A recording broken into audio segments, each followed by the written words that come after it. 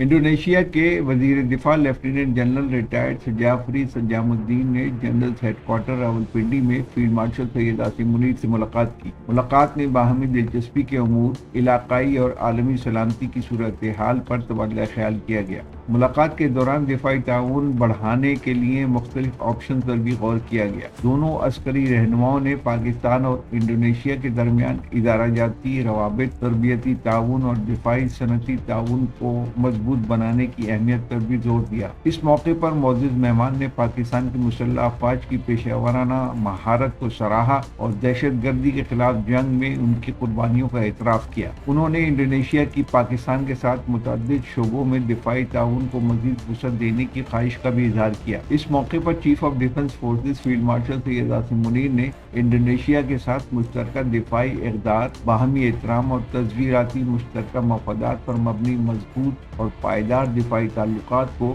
فروغ دینے کے عزم کا اعادہ کیا۔